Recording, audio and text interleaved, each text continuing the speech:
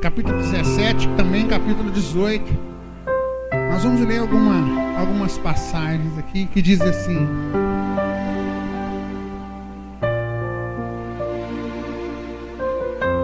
todos acharam? Aleluias. Senta perto dela, irmão. Quem está sem Bíblia, senta perto de quem está com Bíblia. Amém? Senhor, esta é a tua palavra, que é a verdade. E hoje nós queremos ouvir o Senhor, Pai. Fala aos nossos corações, Pai. Porque nós sabemos que o Senhor vai falar conosco, vai nos ensinar para a glória do teu nome. Em nome de Jesus. Aleluias.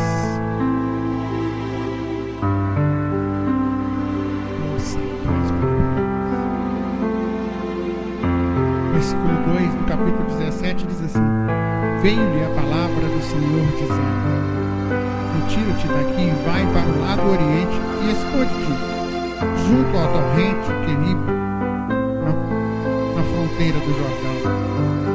Beberás da torrente, e ordenei aos corvos que ali mesmo te sustentem. Podem sentar, queridos.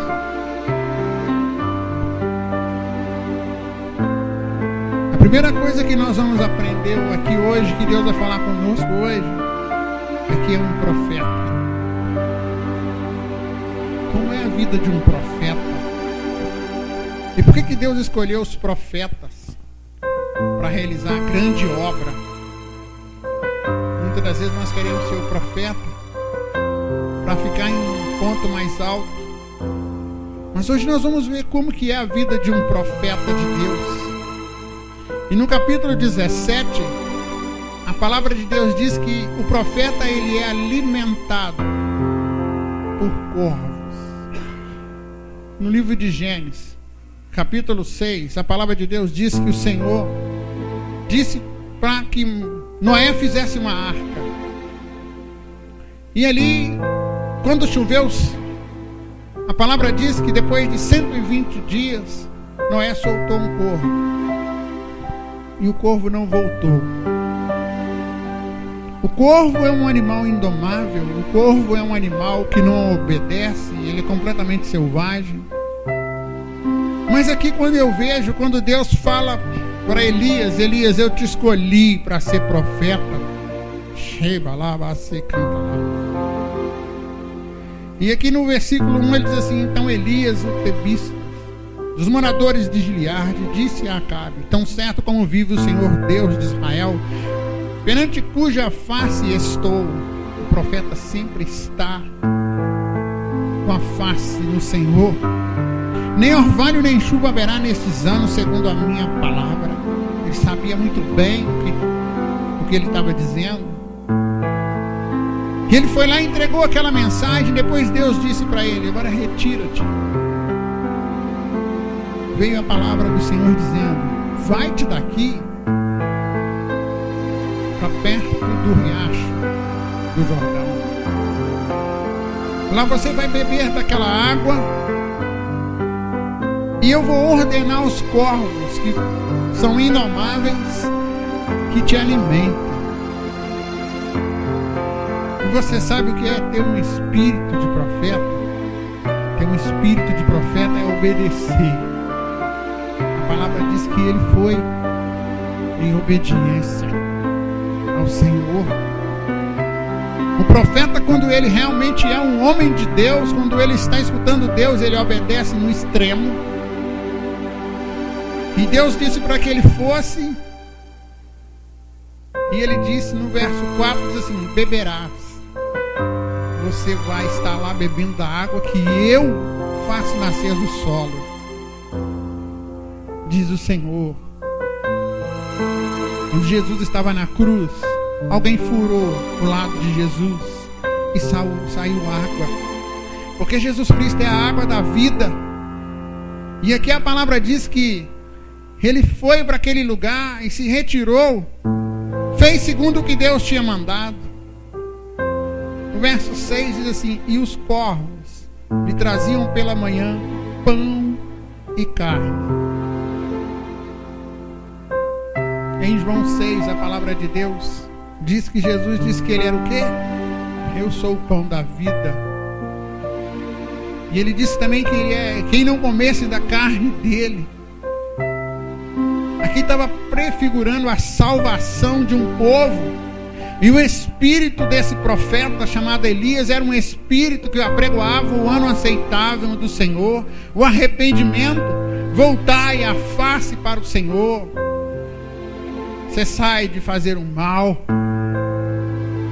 A palavra dele era essa: mudem, tirai de dentro das vossas câmaras, ó sacerdotes, toda a imundícia.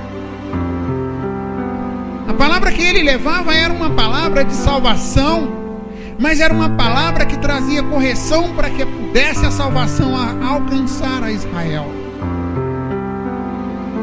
Mas para isso ele precisava ser corrigido, porque todo profeta precisa ser corrigido. Então ele obedeceu a Deus e foi se alimentar com aquilo que os corvos levavam para ele. E a palavra diz que era pela manhã. E um certo dia, o outro profeta estava batizando pela manhã. Chega lá, você. De repente apareceu alguém, o pão da vida, vindo na sua direção e entrando no Jordão. E ele disse assim: eis que eu deveria ser batizado por ti. E ele disse: faça, para que se cumpra as escrituras. E o mesmo profeta chamado João estava fazendo como as ordenanças que Deus mandou: arrependei-vos, tenham frutos dignos de arrependimento. A mensagem de João era igual. Por isso ele era chamado de o mesmo espírito do profeta. Mas a palavra diz que nascidos de mulher, não teve ninguém maior do que João. E em 1 Reis capítulo 18 nós vemos a história desse magnífico homem chamado Elias.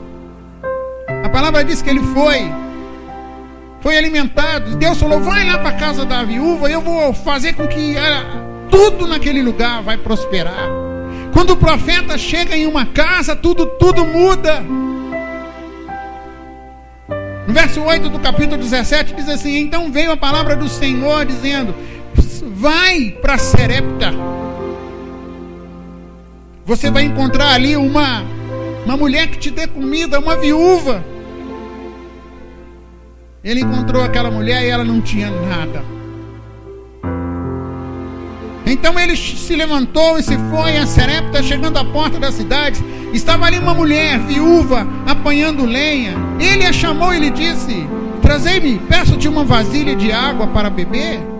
E indo ela buscar, ele a chamou e lhe disse: traze também um bocado de pão na tua mão. Porém ela respondeu: tão certo como vive o Senhor teu Deus, nada tenho cozido. Não era o Deus dela.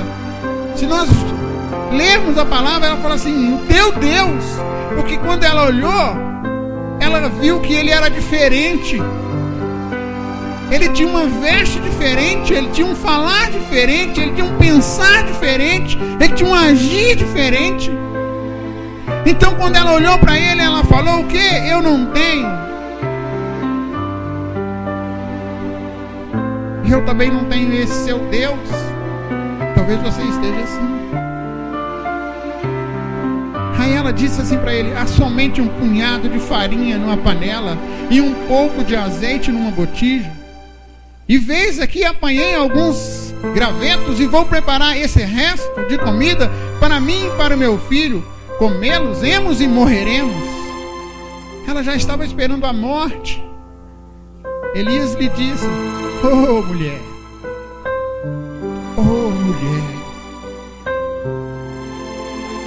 vai e faz o que eu te disse. Obedece à voz do reino. Mas primeiro faz para mim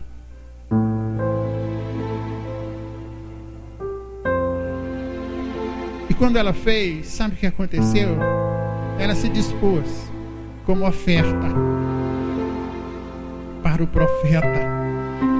Ela se dispôs a entregar o que ela tinha ao profeta. E quando ela fez isso, se dispôs completamente de entregar aquilo que era o precioso, que ia levar a vida para ela. Ela não sabia que Deus estava operando o milagre. E a palavra diz que ela foi bem sucedida. Aqui no capítulo 18, aí Deus fala para esse profeta, como Ele está falando para mim e para você hoje: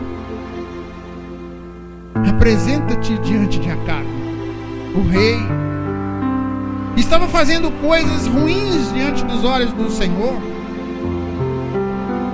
Veio a palavra do Senhor e disse: vai, apresenta-te a Acabe, porque darei chuva sobre a terra.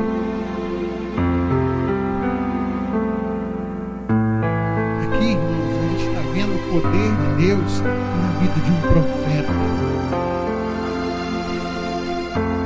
Mas para que Deus haja na vida de um profeta dele, é necessário primeiro que a gente seja alimentado pelo sobrenatural.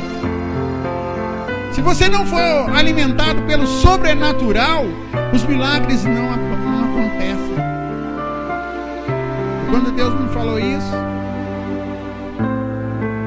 aí Ele me perguntou: tu tens um espírito de profeta?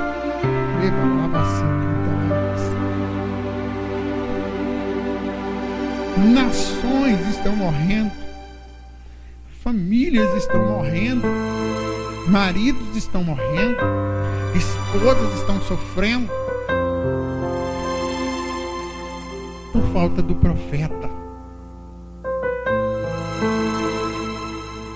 Um espírito de um profeta, irmão, você tem que buscar isso, mas não falar de você. E quando Elias ia e falava, as coisas aconteciam. E se a gente vê, ele faz coisas maravilhosas. Ele faz no mundo espiritual um avivamento para que todos possam ver. Então, queridos, o que nós medimos aqui, o que nós aprendemos: o fogo do Senhor. O Elias contra os profetas de Baal, no capítulo 18, no verso 27, diz assim: e ao meio-dia Elias zombava deles, dizendo: clamai em altas vozes, porque Ele é Deus. Pode ser que Ele esteja meditando ou atendendo a necessidades, ou de viagem, ou a dormir, e despertará. O profeta, ele tem coragem. Aí quando chamaram ele, aí ele falou: agora o profeta, não por ele, mas por Deus. No verso 30 diz assim: disse Elias a todo o povo: chegai-vos a mim. E todo o povo se achegou a Elias. Elias restaurou o altar do Senhor que estava em ruína. O verdadeiro profeta, ele faz uma restauração. O verdadeiro profeta, ele preocupa com o altar.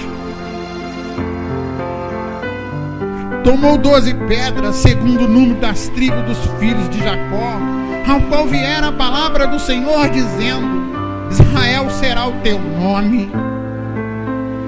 Com aquelas pedras edificou o altar em nome do Senhor, e depois fez um rego ao redor do altar, tão grande como para semear 2 medidas de sementes. Então armou a lenha e dividiu o novilho em pedaços, em 3 pedaços, e pôs sobre a lenha. Ele fez aquele ritual que ele sabia, que era lá do livro de Levítico, que o sacerdote tinha obrigação de fazer, mas o sacerdote não estava fazendo. Então aqui ele restaurou o altar e agora está restaurando a oferta. E a palavra diz que disse encham de água 4 cântaros. 4 é o número de Jesus Cristo aqui nessa terra. É o 4º homem na fornalha. São 4 evangelhos. São 4 dias que Lázaro ficou morto e houve a ressurreição, porque ele disse em João 11:25: eu sou a ressurreição e a vida. Então ele disse: encham de água, que é a palavra de Deus. Derramem bastante esses cântaros, que somos nós. Se quebrantem, amados, diante do trono do Rei. Como cântaros, nós devemos nos derramar na presença de Deus. E a palavra disse: e ponha sobre o holocausto. E ainda fazer a segunda vez, porque diz, na primeira Jesus veio para morrer, mas na segunda ele veio para resgatar a noiva. E disse mais: fazei a terceira vez. É o dia que ele vem para o juízo eterno. Então fizeram a terceira vez, de maneira que a água corria ao redor do altar e encheu também o rego. E no devido tempo, para apresentar a oferta de manjares, aproximou-se Elias e disse: Senhor Deus de Abraão. A reverência àquele Todo-Poderoso, Senhor Deus de Abraão.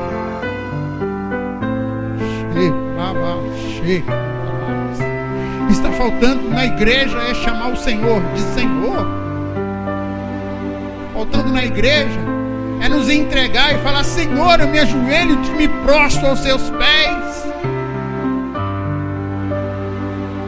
E aquele disse: Senhor, Tu és o Deus Todo-Poderoso. Aí ele diz assim: e que eu sou teu servo, e que segundo a tua palavra fiz todas estas coisas. Ele não está falando assim que eu fizer aqui, não, ele está dizendo assim: eu sou apenas um canal do Senhor aqui nessa terra. Aí ele fala mais: responde-me, Senhor, responde-me, para que todo o povo saiba que Tu és o Senhor Todo-Poderoso. E a palavra diz que naquele instante desceu fogo do céu e consumiu o holocausto. Mas para chegar a esse ponto, ele teve que ser alimentado por corvos. Quantas vezes o Senhor está nos chamando para que a gente seja alimentado por corvos? Mas nós não queremos.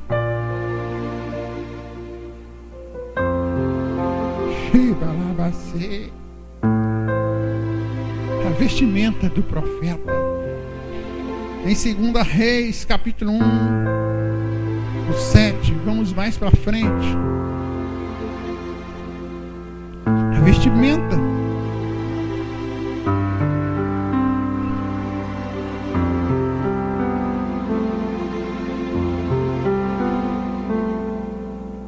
Como é a vestimenta de um profeta? Ele lhes perguntou: qual era a aparência do homem que vos veio ao encontro e vos falou tais palavras? Eles lhes responderam: era um homem vestido de pelos, com lombos cingidos de um cinto de couro. Então disse ele: é o profeta.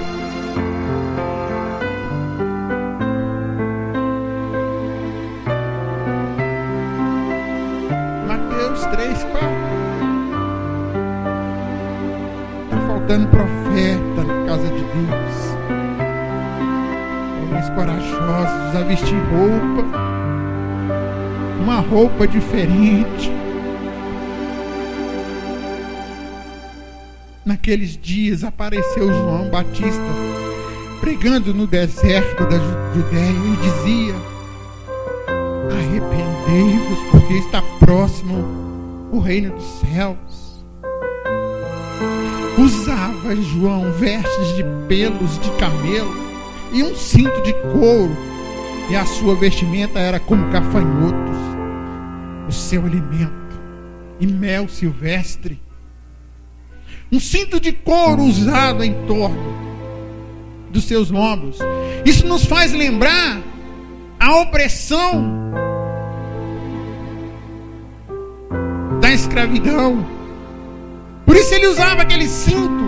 Mas um profeta chamado Jesus, que aquela mulher em João 4 disse: tu és verdadeiramente um profeta. Hoje ele está no céu, mas ele não tem mais esse cinturão de couro representando uma escravidão. Hoje ele tem na altura do peito um cinto de ouro,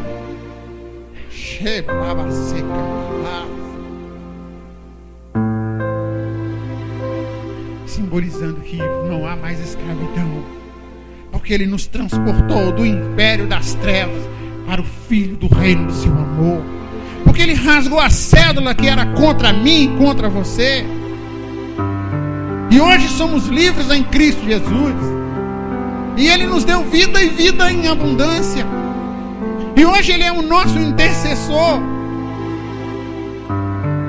Sabe qual é a veste dele? De justiça. Mas ele já usou essa roupa. Ele era profeta. A igreja precisa de profetas que preguem a verdade.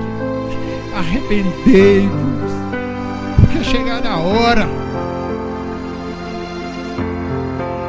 Arrependei-vos. Oh Senhor, a voz do profeta em Mateus 3, porque é referido por intermédio do profeta Isaías. Em Isaías 40, verso 3, a palavra de Deus diz o quê? Voz do que clama no deserto. Primeiro ele teve que ir ao deserto, assim como o Elias, lugar onde ninguém ouvia, onde a voz ecoava e voltava somente para ele. Era um treinamento de profeta.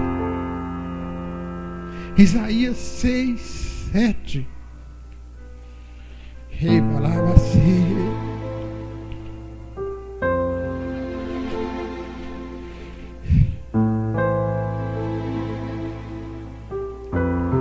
A voz do profeta com brasa tocou a minha boca e disse: eis que ela tocou os teus lábios, a tua iniquidade foi tirada e perdoado o teu pecado.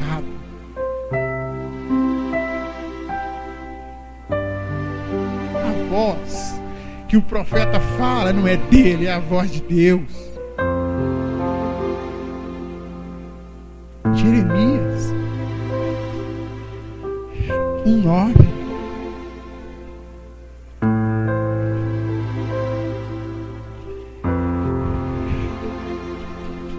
Está faltando os profetas na casa do Senhor.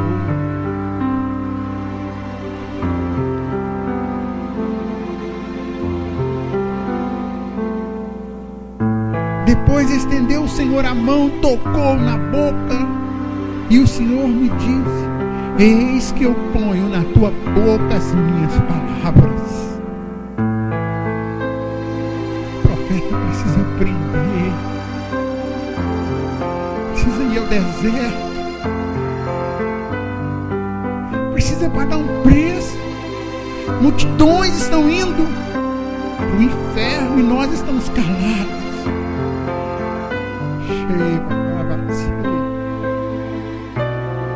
O profeta precisa ouvir e transmitir o que Deus quer. Não vos engane. Abram vossos olhos.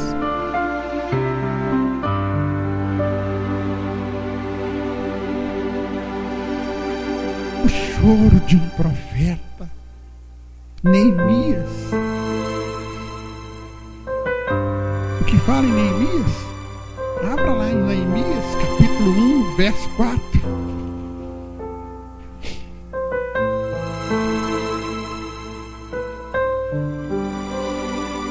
Neemias era um Um homem tão ligado ao trono de Deus que quando a palavra diz assim: e tendo eu, o profeta, ouvido estas palavras, assentei-me e chorei e lamentei por alguns dias. Chorei. E nós estamos vendo situações ao nosso redor e nós não temos chorado. Temos pregado um evangelho que não é um evangelho de lamentação, de prantos, de angústia. Lamentações, vamos em Lamentações.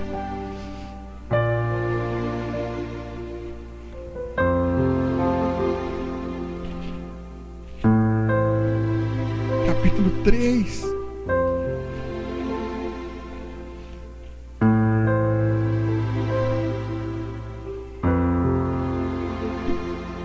Dos meus olhos se derramaram torrentes de água por causa da destruição da filha do meu povo. Os meus olhos choraram, não cessam e não há descanso. Jeremias chorava ao ver situações. João, o Evangelho de João, capítulo 11, 35, ele disse: ele chorou. Será que temos chorado? Será que temos rasgado nosso coração e entregado ao Senhor e falado com o Senhor: Senhor, muda essa situação. Senhor, tira de mim o pecado.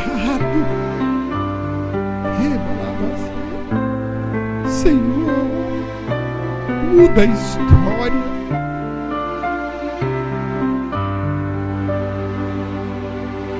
Oh, Senhor, muda a história. Cheio do Espírito Santo.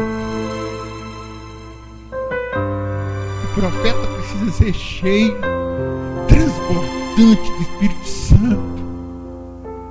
Em Lucas, a história do profeta João, no verso 39, diz assim: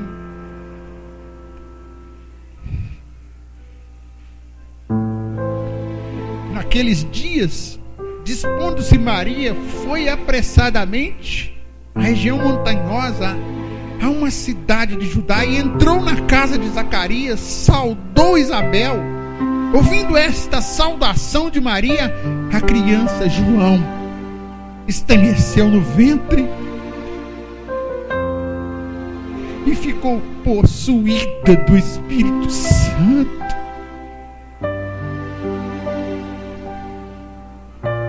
Nós precisamos estar cheios completamente do Espírito Santo.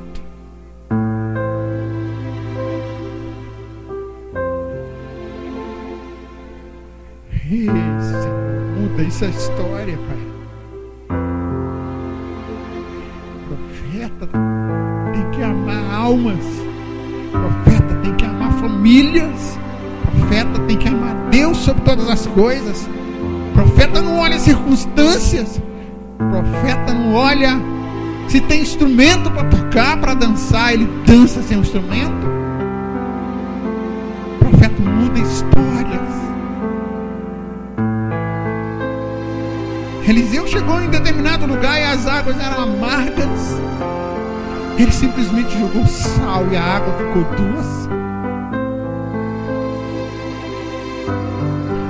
E Deus está falando para mim e para você: eu só uso quem está cheio, quem se esvaziou.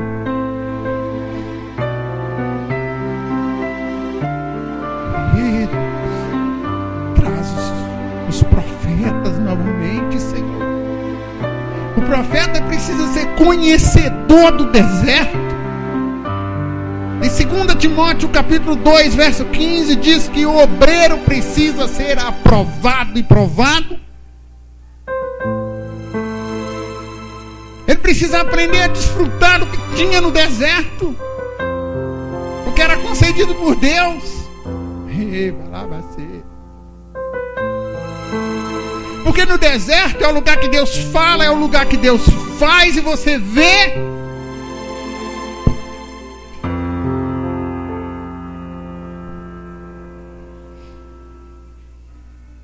Porque quando nós estamos no nosso conforto dos nossos lares, nas nossas câmeras pintadas, nós não escutamos a voz de Deus. Mas aqui Deus está falando que o profeta conhece as medidas do deserto. E ele modifica essas medidas porque ele sabe que são bênçãos de Deus.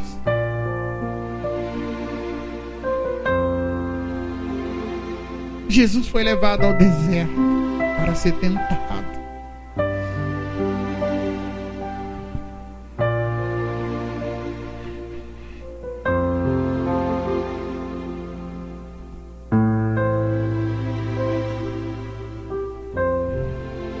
E quando passamos no deserto, queremos sair deles.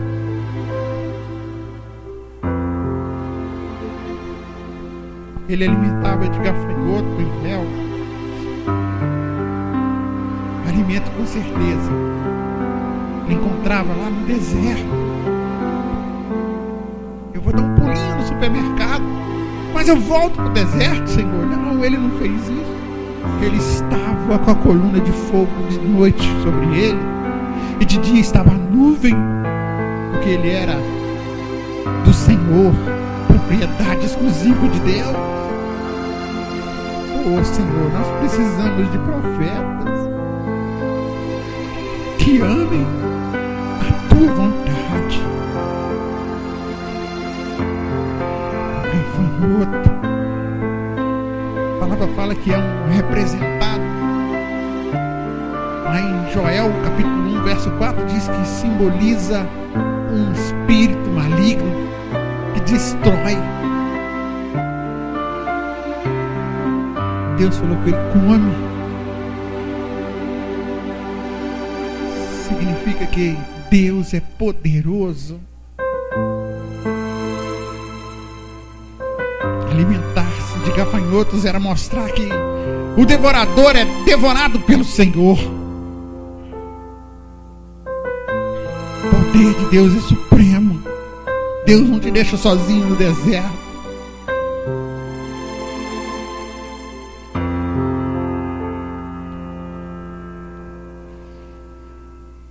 O mel silvestre. No livro de Êxodo, a palavra de Deus diz que, vamos abrir o livro de Êxodo, capítulo 16, verso 31.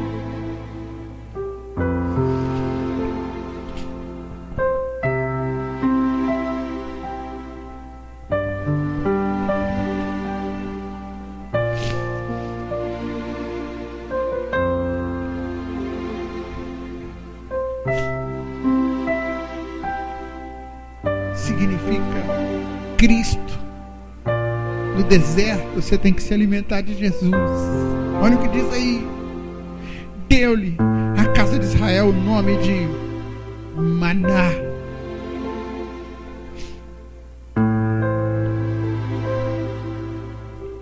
Era como semente de coentro, branco e de sabor como bolos de mel. Deus maravilhoso. De que ele se alimentava? De Jesus. No deserto ele estava perto de Deus. Profeta. Ah, Senhor, traz profetas para a sua casa, Senhor, para pregar sobre o arrependimento. Arrependei-vos, porque é chegado o reino de Deus. Produzam frutos em abundâncias, dignos de misericórdia.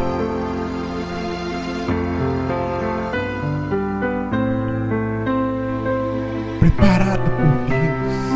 Quando Deus falou com ele, com esses profetas, mandou que ele fosse para lá. Se você está aqui hoje no deserto, Deus quis que você estivesse lá para você aprender com ele, para ser educado. Porque você não vai ter ninguém a seu redor para te dar palavras.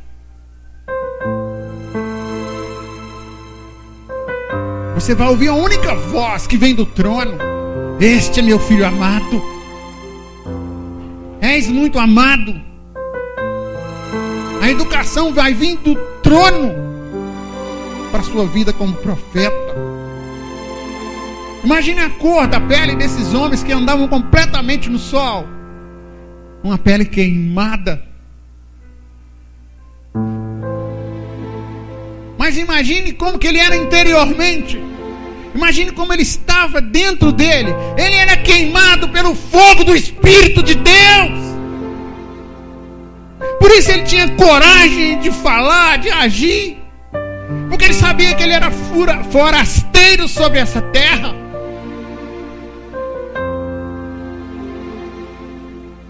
Preparado, educado, pronto para morrer por Cristo. O apóstolo Paulo fala: sede meus imitadores, como eu sou de Cristo. Ele chamou a responsabilidade de profeta para ele. Está faltando homens assim. Convertam. Tirai de vós o dobro ânimo. Se voltem a mim. Só existe um pecado que não pode ser perdoado. É o pecado contra o Espírito Santo. Mas qual é o pecado que não é perdoado? É quando o Espírito Santo fala com você e você não confessa. Não há perdão. Porque pecado não perdoado, não confessado, não é perdoado. Mas assim, quando nós estamos em Cristo, somos nova criatura, e todas as outras coisas ficaram para trás, e como profetas de Deus, nós nos achegamos ao trono da graça e nos prostramos diante dele e dizemos a ele: eis-me aqui. Como Isaías disse, os meus lábios são impuros, os meus pensamentos são impuros. E a mão do Todo-Poderoso vem e te perdoa. Você é queimado no interior, porque a palavra diz que de dentro de você nascem rios de água viva.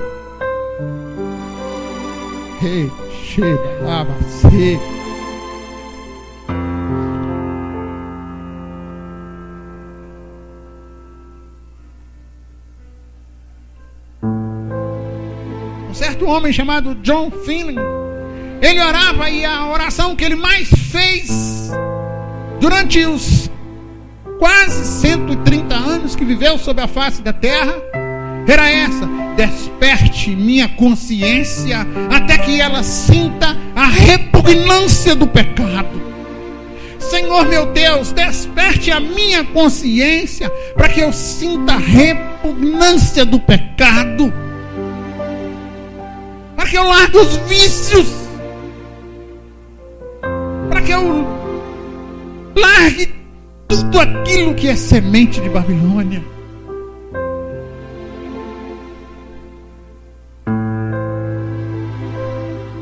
O que nós aprendemos aqui: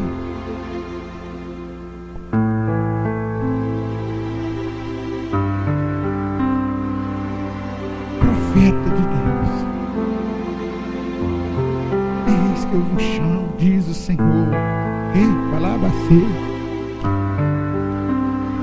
Porque os campos já estão brancos para a colheita. Eis que tenho chamado a vós, diz o Senhor. Eu escolhi a vós outros, para que vocês vão e dê bom fruto.